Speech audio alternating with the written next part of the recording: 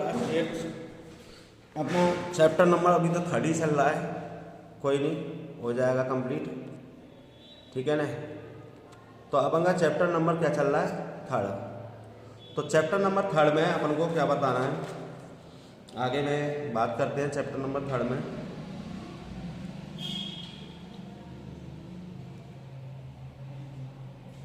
Three 3.3 के question number second के 3 तक अपना क्लियर हो चुका था। अब है हमारा 4th क्वेश्चन। कौन सा है, 4, सेकंड का 4। तो सेकंड के 4 में देखते हैं, सेकंड का 4 है, सेकंड के 4 में देखते हैं अपन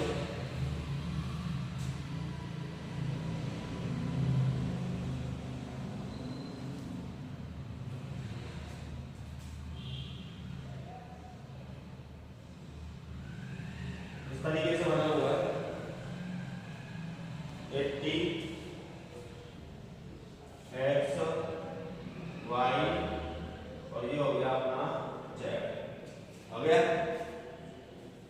तो मैंने आज कल बताया था, कल या परसों बताया था आपको, क्या बताया था मैंने कि अपोजिट एंगल क्या होते हैं, इक्वल। ये क्या है, पैरेललोग्राम, और पैरेललोग्राम के अपोजिट एंगल क्या होते हैं, इक्वल। तो सिंपलीफाई, सिंपल से अपन को y तो आई है, y आ गया, y equal to 80 degree, opposite angles are equal. Parallelogram के अपोजिट एंगल्स क्या होते हैं, इक्वल होते हैं, तो अपोजिट एंगल्स आर इक्वल, ठीक है ना। पैरेललोग्राम के अपोजिट एंगल क्या होते हैं, इक्वल होते हैं, इसलिए y की वैल्यू क्या होगी, 80 डिग्री होगी, ठीक है ना। ठीक है, 80 के सामने क्या है, y, तो इसलिए y की वैल्यू क्या होगी, 80 डिग्री होगी। अब बात है x की, किसकी, x की, ठीक है ना। तो सबसे पहले मैंने क्या कहा था आपको, यहाँ पर कोई एंगल मान लेंगे हम, ये एंगल मान लिया, क्या मान लिया, ए, क्या मान लिया, ए, ठीक है ना।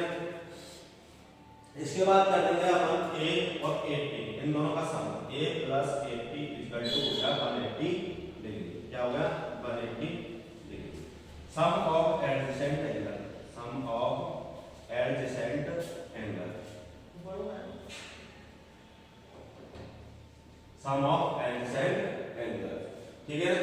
ये दोनों एंगल क्या होते हैं, एडजेसेंट एंगल। पैरेललोग्राम के एडजेसेंट एंगलों का सम होता है 180 डिग्री। पैरेललोग्राम के एडजेसेंट एंगल जो होते हैं उनका सम क्या होता है, 180 डिग्री, ठीक है ना।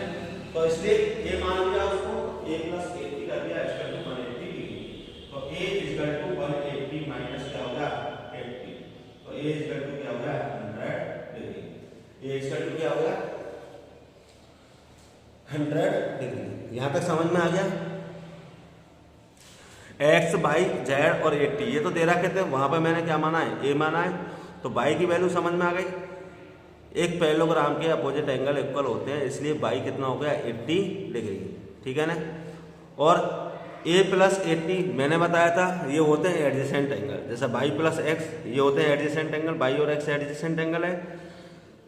इसी प्रकार a और 80 भी क्या है, एडजेसेंट एंगल। तो a प्लस 80 कर दिया तो क्या निकल गया, एडजेसेंट एंगल का सम होता है 180 डिग्री। तो इससे क्या निकल गया हमारा 100, क्या निकल गया 100, कौन, a। अगर a 100 है तो x कितना होगा, 100, a 100 है तो x भी क्या होगा, 100, क्यों होगा, क्योंकि अपोजिट एंगल, x इक्वल क्या होगा, a, opposite angles are equal, opposite angles are equal. Opposite angle क्या होते हैं, इक्वल होते हैं, इसलिए x की वैल्यू भी क्या आ गई, 100 डिग्री। तो x क्लियर, y क्लियर। अब बचा z। तो मैंने क्या कहा था, एक ही पॉइंट से बनने वाले दो एंगलों का सम क्या होता है, 180 डिग्री, जिनको कहते हैं अपन लीनियर पेयर एंगल। एक ही पॉइंट से बनने वाले टू एंगल्स, मतलब एक ही पॉइंट से एक स्ट्रेट लाइन पर बनने वाले जो एंगल होते हैं उनको क्या कहते हैं अपन, लीनियर पेयर एंगल। तो एंगल तो a है और प्लस z, दोनों का सम क्या होगा, 180 डिग्री, क्योंकि लीनियर पेयर है। कौन से एंगल है ये, लीनियर पेयर एंगल, ठीक है। एक स्ट्रेट लाइन पर, ये स्ट्रेट लाइन है, इस स्ट्रेट लाइन पर एक ही पॉइंट से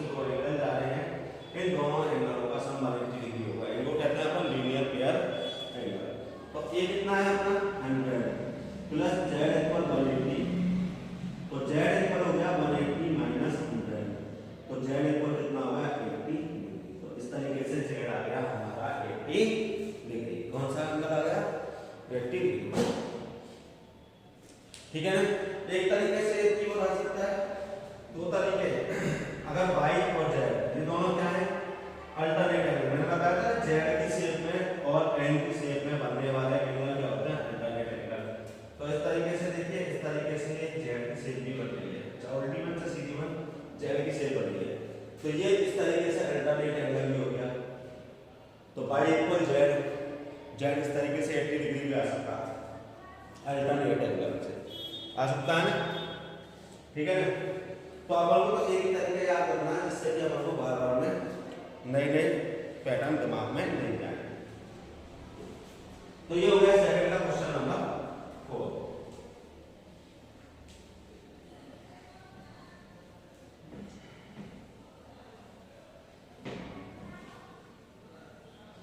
अब देखते हैं सेकंड का क्वेश्चन नंबर 5। सेकंड का कौन सा है? Question number 5। अब सेकंड का क्वेश्चन नंबर 5 क्या कह रहा है?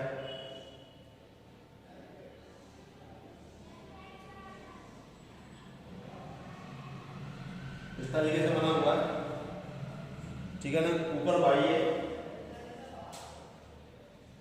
इधर x है, सॉरी इधर 40 है, इधर x है और नीचे z है और इधर 112। यही है, कोई पैरेललोग्राम है तो बाई तो अपना निकल गया सीधा सिंपल, कोई दिक्कत नहीं है। बाई कितना हुआ? 112, तो बाई है तो निकालो, बाई इक्वल टू 112 लेंगे क्योंकि opposite angles are equal, opposite angles are equal.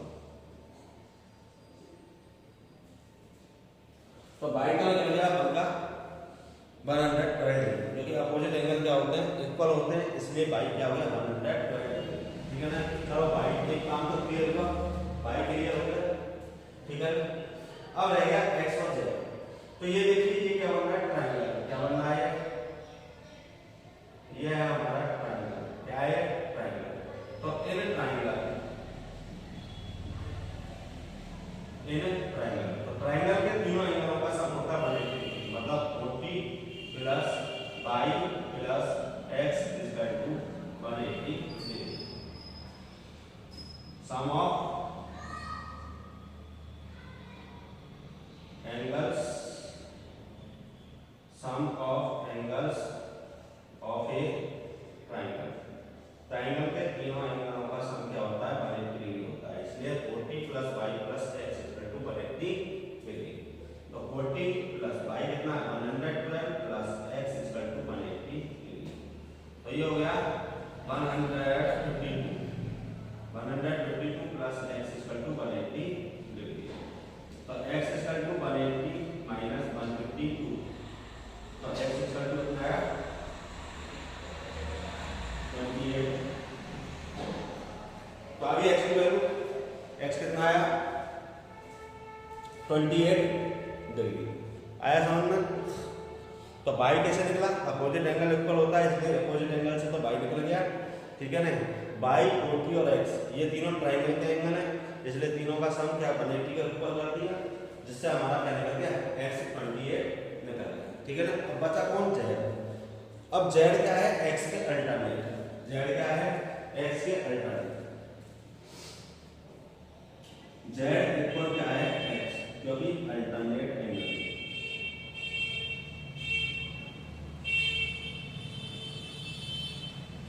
कौन सा है? Alternate angle. देख लो जेड की शेप में बन रहा है, ये जेड का है इस तरीके से, जेड की शेप में बन रहा है, तो ये हो गया अल्टरनेट एंगल। कौन सा एंगल हो गया? Alternate angle. एक्स और जेड दोनों कौन से हो गए? Alternate angle. और अल्टरनेट एंगल क्या होते हैं? इक्वल होते हैं, जो जेड की शेप में या एम की शेप में बनते हैं, ठीक है ना।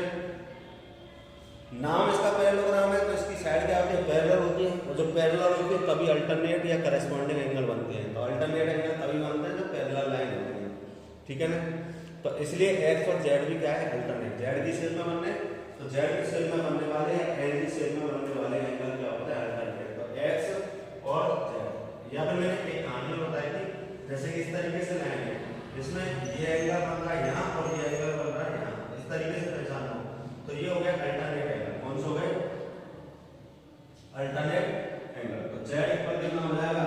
Z equal 28। तो जेड में कितना होगा? 28 डिग्री, ठीक है ना। जेड भी कितना हो गया आपका? 28 डिग्री। क्लियर? तो इस तरीके से आपके एक्स वाई और जेड तीनों एंगल निकल गए, ठीक है ना। चलिए क्वेश्चन नंबर 3 पे।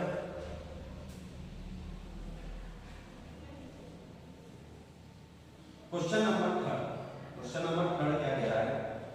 क्वेश्चन नंबर 3 कह रहा है भाई, can a quadrilateral ABCD be a parallelogram, मतलब एक क्वाड्रिलेटरल एबीसीडी पैरेललोग्राम हो सकता है यदि, उसका पहला क्वेश्चन है, angle D plus angle B क्या हो 180 degree.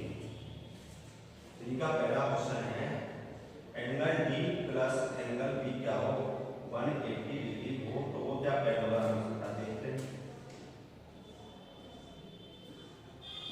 A B C D, अगर डी और बी दोनों का सम क्या हो 180 डिग्री, मतलब ये तो हो गया डी और ये हो गया बी, इन दोनों का सम अगर 180 डिग्री हो तो ये पैरेललोग्राम हो सकता है क्या?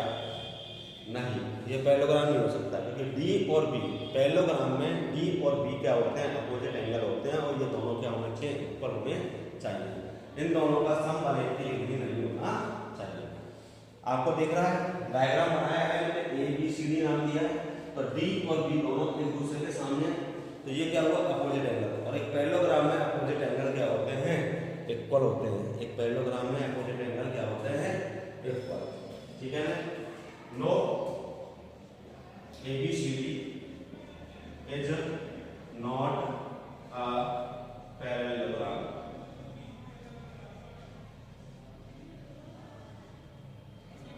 because angle D plus angle B equal 180 degree नहीं होगा। Angle D equal angle D और एंगल बी क्या होते हैं? इक्वल होते हैं, ठीक है ना। एंगल डी और एंगल बी क्या नहीं होते हैं? सम नहीं होते हैं। एंगल डी और एंगल बी क्या होते हैं? इक्वल होते हैं, इसलिए ये क्या नहीं है? पैरेललोग्राम नहीं। आगे समझ। इसका दूसरा क्वेश्चन देखते हैं।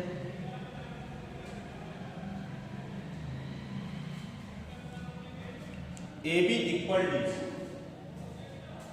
AB equal DC equal 8 centimetre,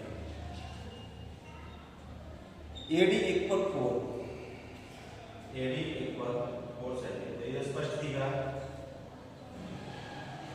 की मेजरमेंट होती नहीं।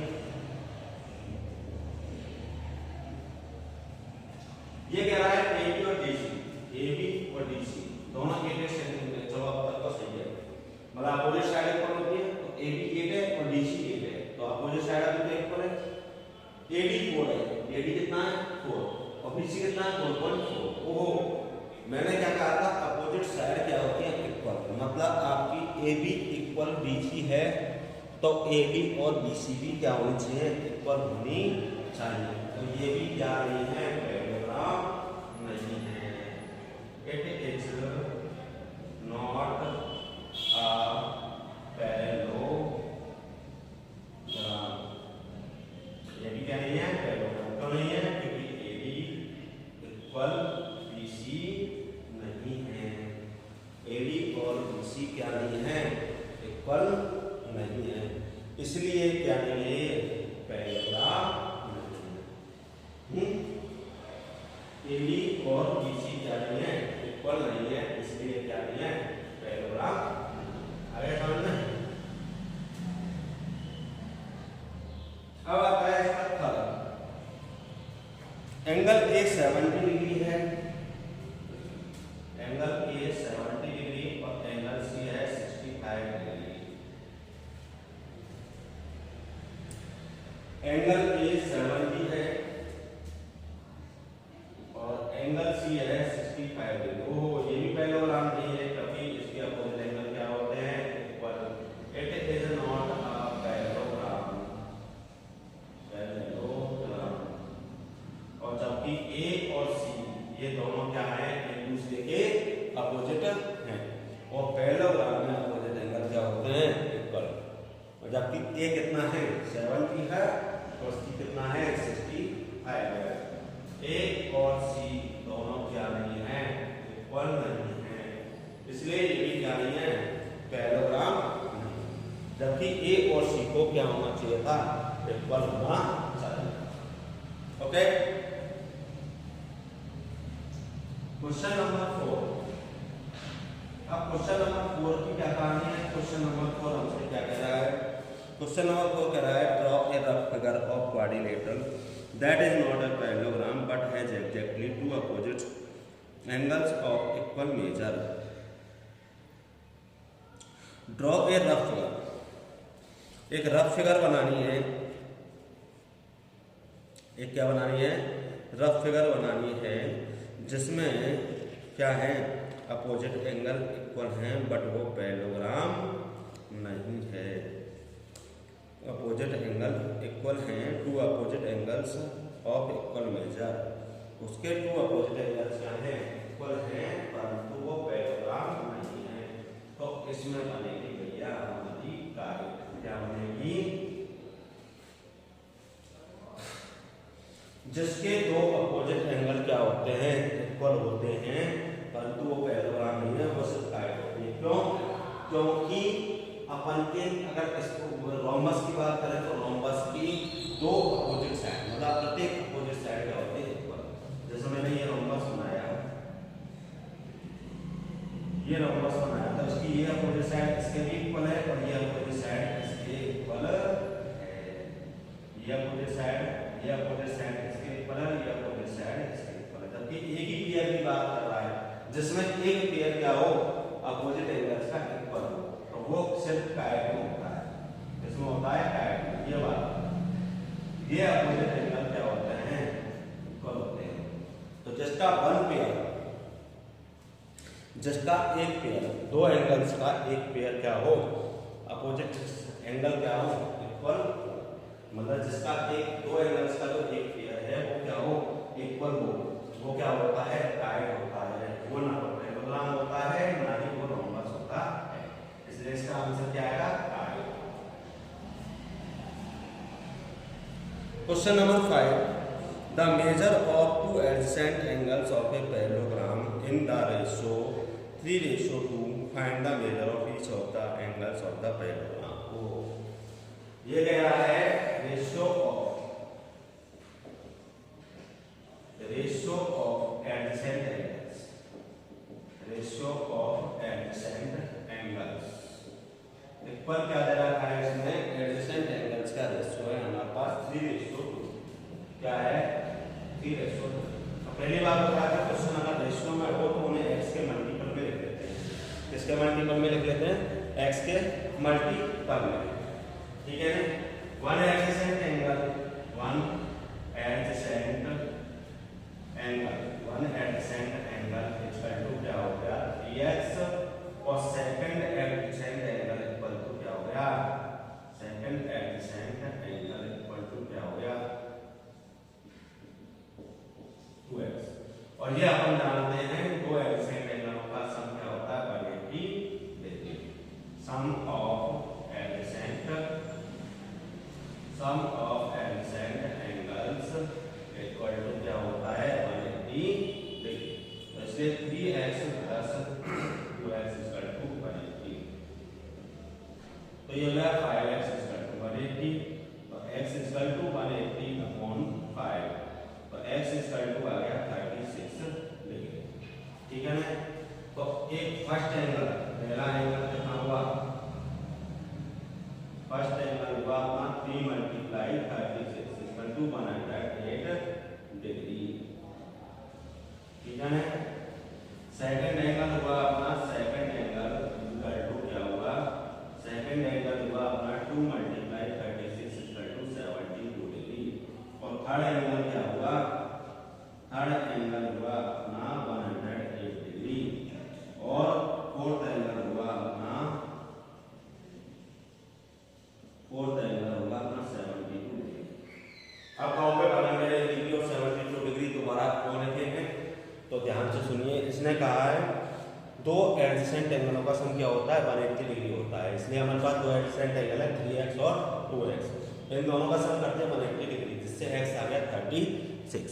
पहले तो हमने x की वैल्यू दोनों एडजेसेंट एंगलों में रख दी, 3 × 36 108, और 2 × 36 72। तो ये तो अपन जानते हैं पैरेललोग्राम के अपोजिट एंगल इक्वल होता है। तो फर्स्ट अगर एक एंगल 108 का तो एक उसमें एक और एंगल 108 का होगा, और दूसरा एंगल 72 का है तो उसमें एक और एंगल 72 का होगा। मतलब दो एंगल सेम होते हैं और दो एंगल सेम होते हैं, ठीक है ना। तो इसलिए 108 108 72 72। क्लियर। तो इस तरीके से हमारा क्या हुआ, इस तरीके से हमारे एंगल क्या होते हैं, इक्वल होते हैं, ठीक है ना। ओके, ये हो गया अपना क्वेश्चन नंबर 5।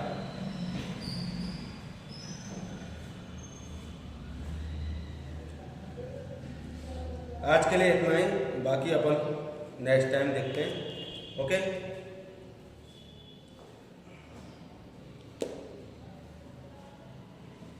बाकी अपन नेक्स्ट टाइम देखेंगे। आज के लिए सिर्फ इतना ही करेंगे। और ये एक्सरसाइज मेन एक्सरसाइज ये है, तो उसके बाद एक एक्सरसाइज और है इसमें जो छोटी सी है, वो फटाफट हो जाएगी। उसमें प्रॉपर्टीज़ की ज़रूरत पड़ेगी, जो प्रॉपर्टीज़ अपन को लर्न है तो अपन फटाफट हो जाएगी, नहीं तो